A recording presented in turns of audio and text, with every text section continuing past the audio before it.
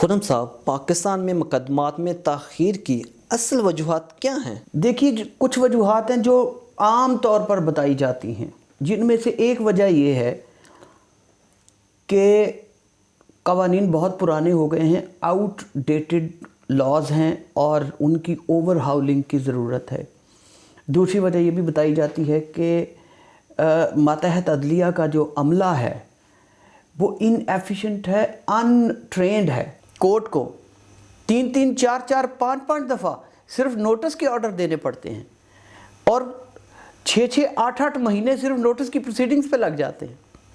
اسی طرح تیسری ریزن یہ بھی بتائی جاتی ہے کہ کورٹ کا انفراسٹرکچر بہت پسماندہ ہے، لیک آف فیسلٹیز ہیں۔ ہم یہ دیکھتے ہیں کہ لاہور میں ریکارڈ کیپرز کے کمرے میں ججز اپنے امور عدالت انجام دے رہے ہیں۔ میں سمجھتا ہوں ریکارڈ کیپرز کے لیے سفیشنٹ رومز نہیں، اور ان کمروں میں کئی دفعہ ججز کو بٹھایا جاتا ہے اور وہ اپنا کام کرنے پر مجبور ہیں۔ تو ان کنڈیشنز میں بہت مشکل ہے ڈیلے کا مسئلہ حل کرنا۔ ایک چوتھا پرابلم بھی ہے، بتایا جاتا ہے عام طور پر، نمبر آف ججز۔ جتنی تیزی سے پاپولیشن بڑھ رہی ہے اتنی تیزی سے نمبر آف ججز نہیں بڑھ رہے۔ پاکستان میں 20,50,000 مقدمے پینڈنگ ہیں اور ان کے لیے فقط 4,000 ججز ہیں۔ ایک تخمینے کے مطابق تو ایک جج کے اوپر 6 سے 650 کیسز کا کیس لوڈ ہے جو اس نے نپٹانا ہوتا ہے، اور ایک جج 60 سے 62,000 پاپولیشن کے لیے ایک جج ہے۔ اگر ہم ان سٹیٹسٹکس کو دنیا کے ساتھ کمپیئر کریں تو ہمارا جوڈیشل سسٹم دنیا میں ورسٹ سمجھا جائے گا، اور سمجھا جاتا ہے۔ میں یہ سمجھتا ہوں کہ یہ جو میں نے ریزنز عرض کی ہیں ابھی، یہ روٹ کازز نہیں ہیں، یہ اصل ریزنز نہیں ہیں۔ اصل میں جو لوگ یہ وجوہات بیان کرتے ہیں وہ ان کا مطلب یہ ہوتا ہے کہ سارے کا سارا قصور عدلیہ کا ہے، حالانکہ ہم ججز کو بہت مشقت اور محنت کرتے ہوئے دیکھتے ہیں، عدلیہ کا قصور نہیں ہے۔ تو میں یہ سمجھتا ہوں کہ اصل میں یہ جو وجوہات ہیں یہ وجوہات نہیں ہیں، یہ ایفیکٹس ہیں۔ وجوہات ان کی روٹس میں کوئی اور ہیں۔ تو خرم صاحب یہ بتائیے گا، اس کی جو اصل روٹ کازز ہیں وہ کیا ہیں؟ اس کی سب سے پہلی روٹ کاز گورنمنٹ کا جوڈیشری کے ساتھ کوآپریٹ نہ کرنا ہے۔ جب تک حکومتیں عدلیہ کا ساتھ نہیں دیتی تب تک نہ جوڈیشل ایفیشنسی امپروو ہو سکتی ہے، نہ ڈیلے کا مسئلہ کبھی حل ہو سکتا ہے۔ گورنمنٹ جوڈیشل ایفیشنسی بڑھانے کے لیے کیسے مدد دے سکتی ہے؟ سب سے پہلا کام جو گورنمنٹس نے کرنا ہوتا ہے وہ ہے budgetary allocation to the justice.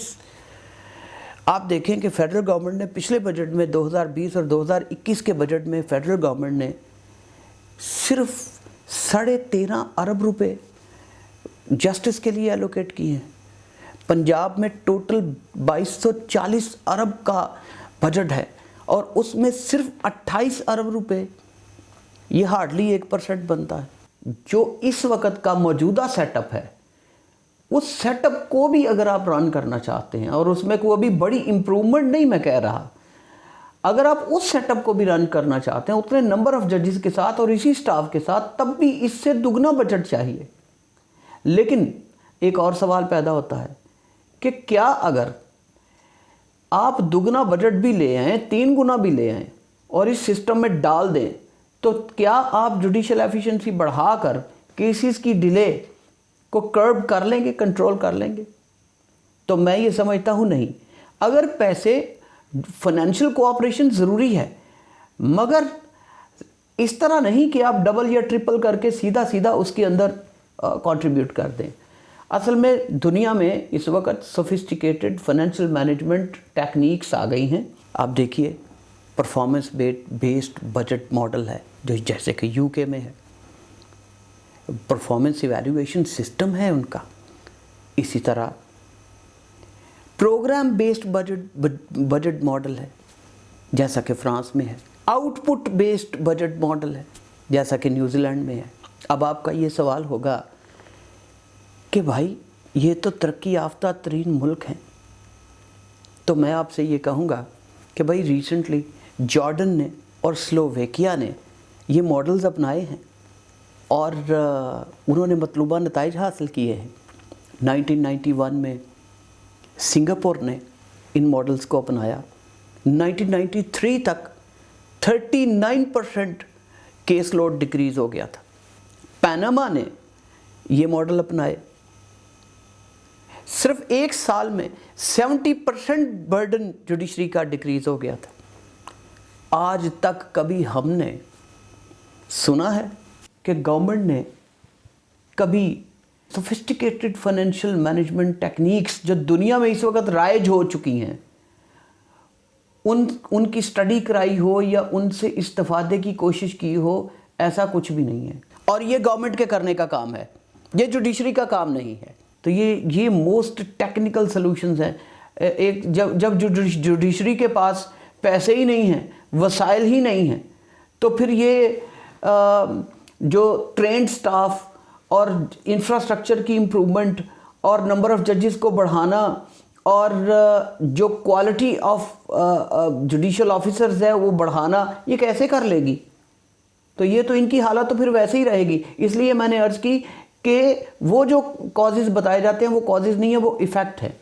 دوسرا فیکٹر جس کی وجہ خود گورنمنٹ ہے وہ یہ ہے کہ ہمارے ملک میں rich and powerful people rule کرتے ہیں. ہمارے ملک میں بیسیکلی ایک اولیگارکی ہے. We are ruled by oligarchs, the rich and powerful people.